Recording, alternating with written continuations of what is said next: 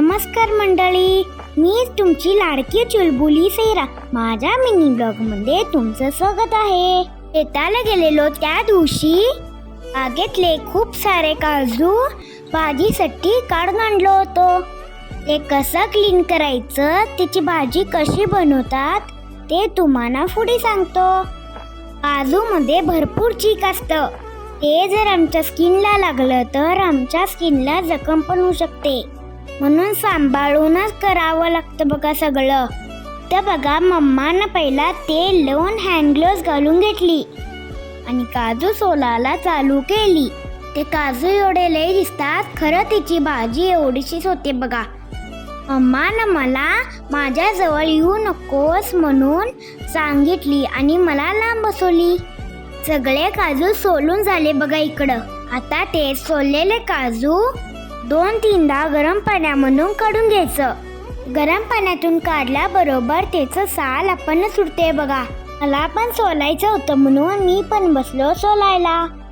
अगोदर तेल लावून घेतलं बाबा, हात आणि सोलायला नको माझे. मग एक काजू सोलून काढलो. झाले बघा एकदाचे सोलून. मग मम्मानं त्याला थोडंसं ड्राय करून घेतली. तेव्हापर्यंत मी कॉफी प्यायला बसलो. कॉफी पिऊन झाल्यावर मला भाजीची तयारी करायची होती म्हणून मी भाजीची तयारी करायला बसलो. सगळ्यात अगोदर मी तेल घातलो बघा भांड्यामध्ये.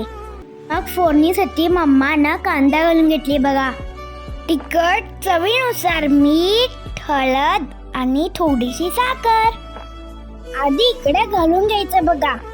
मग ते सगळं एकजीव करून घ्यायचं. मटण करताना जो मसाला आम्ही वापरतो तोच मसाला याच्यात घालायचा आहे. मग ते ओले काजू पण त्यात घालून घ्यायचं आणि ते सगळं चांगलं मिक्स करून वाफेवर शिजून घ्यायचं आणि लास्टला त्यात कोथिंबीर घालून सजवायचं. बघा, ओल्या काजूची भाजी तयार झाली.